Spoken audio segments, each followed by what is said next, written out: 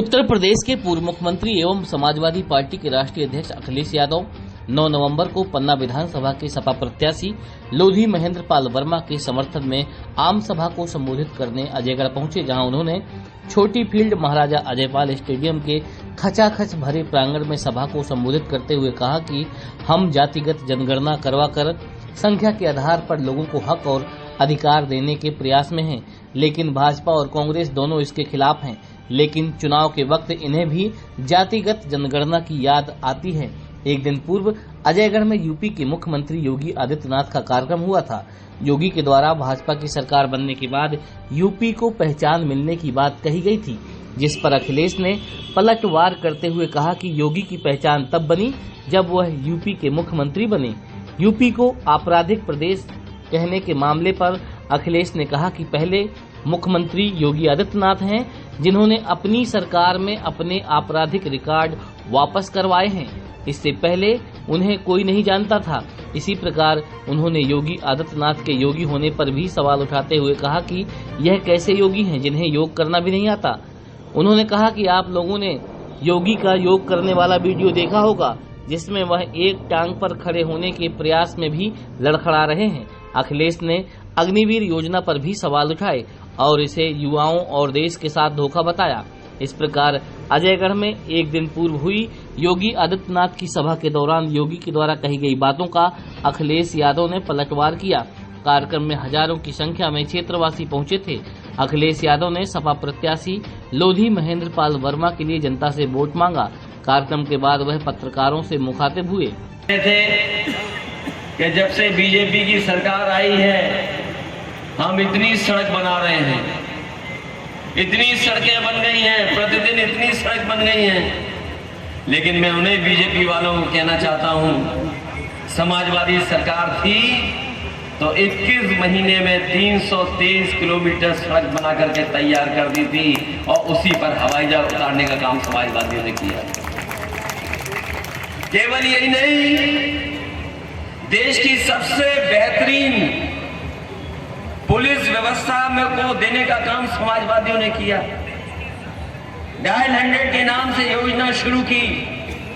हम लोग जानते हैं समाजवादी लोग कि अगर गांव में झगड़ा हो जाए, पानी को लेकर के, मेड़ को लेकर के, किसी फसल के विवाद को लेकर के, एक खेत में दूसरे खेत में कोई जानवर चला जाए या नुकसान होने का पता लग जाए किसान को, झगड़ा हो जाता था गांव में। पुलिस कब आएगी पता नहीं, लेकिन समाजवादियों ने व्यवस्था ऐसी दी थी कि गरीब किसान अगर गांव में है, तकलीफ में, परेशानी में फोन मिलाता था तो 10 मिनट में और 15 मिनट में पुलिस पहुंच करके उसकी मदद करने का काम करते थी। ये समाजवादियों ने काम करके दिखाया। बताओ मध्य प्रदेश में पुलिस कब पहुंचती है आपके यहाँ? मध्य प्रदेश में पुलिस कब पहुंचती है आपके? अगर घटना हो जाए तो क्या 1 घंटा लेती है, क्या 2 घंटा लेती है? अरे सर, कभी बता रहे 5 घंटा। हमें पता है कुछ जगह तो अगर घटना सुबह हो जाए तो अगली सुबह पुलिस पहुंचती है। ये है व्यवस्था। बताओ मध्य प्रदेश में। आप पता कर लो उत्तर प्रदेश में देश की सबसे बेहतरीन व्यवस्था अगर किसी ने शुरू की थी तो समाजवादियों ने की थी।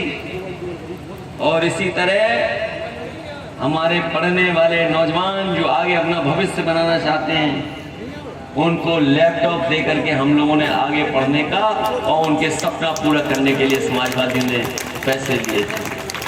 आपके परिचित लोग होंगे, बांदा में, चित्रकूट में, उत्तर प्रदेश के बगल, पता कर लो। समाजवादियों की सरकार थी तो पढ़ाई से लेकर के लैपटॉप देने का काम समाजवादी लोग कर रहे थे।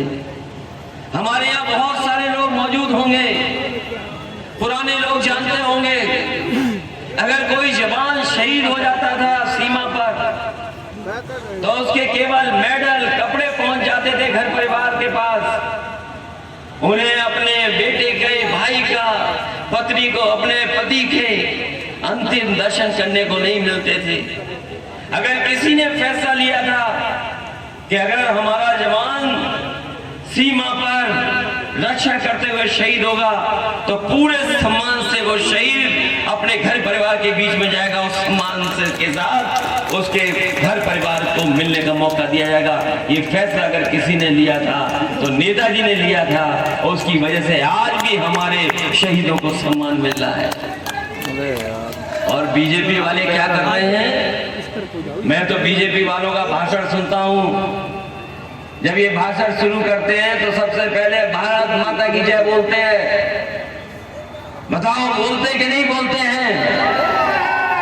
लेकिन इन्हीं भारत माता के जय बोलने वालों ने अग्निवीर जो व्यवस्था लागू की है, हमारे नौजवान, ये ऐसी नौकरी है, अगर आप सीमा पर सुरक्षा में रक्षा करते हुए शहीद हो गए तो आपको सम्मान नहीं मिलेगा।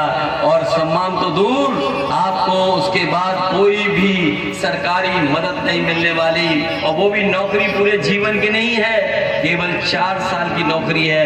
सीमा पर चले जाओगे और बाद में अपने गांव में आकर के बेरोजगार बन करके बैठ जाओगे।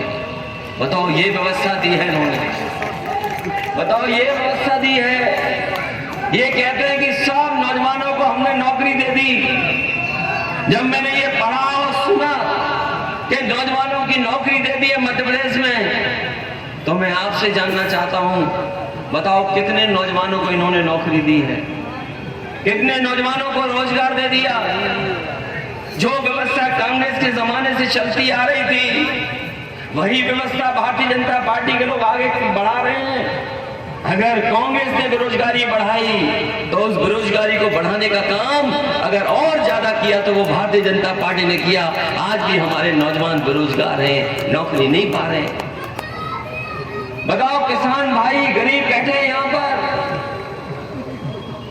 क्या किसानों की आय दोगुनी हो गई? ये नौजवान, ये बच्चा इसलिए नारा लगा रहा है क्योंकि इसको अपने भविष्य की चिंता है, अपने भविष्य को समझ रहा है कि बीजेपी और कांग्रेस में कोई भविष्य नहीं है। जो बताओ नौजवान बच्चा बदलाव का है। मैं ये कह सकता हूं कि इस बार लोधी महेंद्र पाल वर्मा ऐतिहासिक वोटों से जीत करके विधानसभा में जाने जा रहे हैं। वैसे तो बहुत सारे साथी ये कहते हैं कि समाजवादी क्यों चुनाव लड़ रहे हैं। समाजवादियों का मध्य प्रदेश में चुनाव लड़ने का ये फैसला क्यों हुआ, हमारे साथी जानते होंगे, जिन्होंने अखबार पढ़े होंगे, वो पत्रकार साथी। समाजवादी पार्टी कांग्रेस के साथ मिलकर के चुनाव लड़ना चाहती थी, लेकिन किन्हीं परिस्थितियों के कारण कांग्रेस पार्टी ने हमें दूर कर दिया। जब उन्होंने दूर कर दिया तो हमारे सामने यही रास्ता था कि हम लोग चुनाव न लड़े, भूल जाए लाल टोपी, भूल जाए साइकिल और उत्तर प्रदेश में ही सीमित रह जाएं।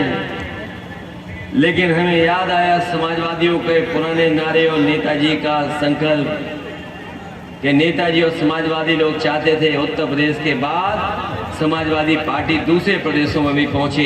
इसलिए मैंने संकल्प लिया और फैसला लिया कि अगर कांग्रेस पार्टी हमें साथ नहीं देगी तब भी हम अकेले यहां पर चुनाव लड़ने जाएंगे। वैसे तो बीजेपी ने सब हेलीकॉप्टर बुक कर लिए हैं। ये बीजेपी वाले कमाल के हैं, इन पे इतना पैसा है कि सब बुक कर लिया इन्होंने। जितने देश के हवाई जहाज हेलीकॉप्टर हैं सबसे ज्यादा बीजेपी के पास हैं। मैं अपने अजय गांव पन्ना के लोगों को कहना चाहता हूं, अगर हेलीकॉप्टर खराब हुआ है, हमारा रथ भी खराब हो जाता, हमें अगर साइकिल से भी जाना पड़ता तो मैं साइकिल से आपके बीच में आता। और समाजवादी लोग संघर्ष और साइकिल में कभी नहीं घबराते। यहाँ बहुत सारे नेता, ऐसे लोग नेता हमारे मंच में बैठे हैं जिन्होंने 100-100 किलोमीटर साइकिल चला करके समाजवादी पार्टी को बुलंद किया है। यही मंच में बैठे हमारे विधायक प्रधान जी कहाँ हैं? ये मामूली जिला पंचायत सदस्य थे। ये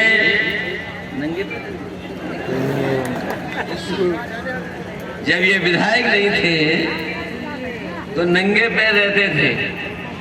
इन्होंने संकल्प लिया कि हम जूते और चप्पल तभी पहनेंगे जब जीत जाएंगे। जिस संकल्प इन्होंने लिया था उसको किसी ने पूरा किया है, तो समाजवादी लोगों ने इन्हें विधायक बना करके विधानसभा में पहुंचा दिया। एक नौजवान साथी जो केवल जिला पंचायत सदस्य था और 1 लाख वोट पाए, 1,05,000 वोट पाए और न जाने कितने ताकतवर मंत्री थे, लेकिन नंगे पैर चलने वाले ने उस मंत्री को हरा करके 1,05,000 वोट पाने का काम किया।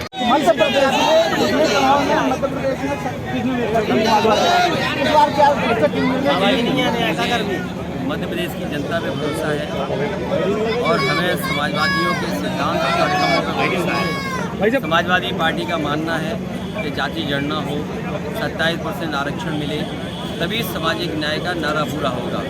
जो फैसले स्वास्थ्य क्षेत्र में या शिक्षा क्षेत्र में समाजवादियों ने उत्तर प्रदेश में लिए थे, 20 साल के लगभग सरकार होने के बाद भी यहाँ बड़ी संख्या में आबादी अशिक्षित हो, बेरोजगार हो।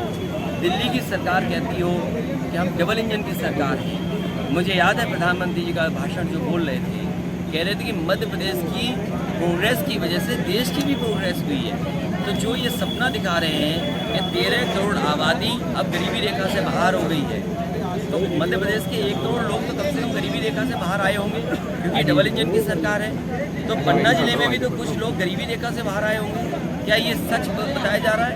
और जिस होटल में प्रधानमंत्री जी ये बड़ी बड़ी बातें गरीबों के लिए कह रहे थे, उस होटल में तड़का दाल 950 रुपये की मिलती है, काली दाल 1,000 रुपये की एक प्लेट मिलती है, और अगर गेहूं की रोटी दाल के साथ खाओगे तो कम से कम आपकी जेब से 400 रुपये निकाले जाएंगे, तब रोटी मिलेगी आपको। आपके प्रत्याशी समाजवादी पार्टी पहले से ज्यादा सीटें जीतने जा रही है। आपके प्रत्याशी समाजवादी जो आपके प्रत्याशी है सामंतवाद पे समर्थन मिल रहा है, चुनाव के बाद होगा। आपके प्रत्याशी सामंतवाद पे परमानेंट हमलावर रहते हैं, खुद बंदूकें लेके घूमते हैं। जो प्रत्याशी हैं आपके महेंद्र पाल लेके चलते होंगे ना। अब आप ये बताइए, आप इनके बारे में तो सवाल पूछ रहे हो, हालांकि मुझे उसके बैकग्राउंड की कहानी पूरी नहीं पता है। मैंने केवल उदाहरण एक दिया आपको। एक नौजवान गुर्जर समाज का, मुरैना का, वो अग्निवीर की भर्ती देखने आगरा गया था।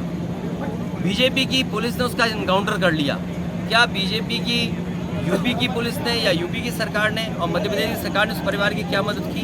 मान लीजिए सामंतवाद इस परिवार की जो घटना हुई और परिवार का कोई सदस्य की जान गई है, तो जिम्मेदारी सरकार की बनती है कि उस परिवार का न्याय मिले, उस परिवार के साथ सरकार खड़ी दिखाई दे, जो पीड़ित हो उसके साथ सरकार खड़ी। सामंतवाद और मनुवाद का विरोध, सामंतवाद और मनुवाद का केवल विरोध, मतलब देखिए सामंतवाद तो ये विरोध तो होना ही चाहिए। देखिए सामंतवाद होगा और मनुवाद उससे लोगों को सम्मान नहीं मिलेगा। अगर इस तरह के लोग रहेंगे कहीं भी, सामंती प्रवृत्ति के लोग हों, मनुवादी प्रवृत्ति के लोग हों, उससे समाज नहीं चलेगा। मान लीजिए उत्तर प्रदेश के हमारे योगी मुख्यमंत्री जी हैं, क्या कह रहे थे कि उत्तर प्रदेश में पहले पहचान नहीं थी, जब से वो सरकार में आए हैं उन्होंने पहचान दी है। सच्चाई ये है कि जब से उत्तर प्रदेश में मुख्यमंत्री बने तब उनकी पहचान हुई है।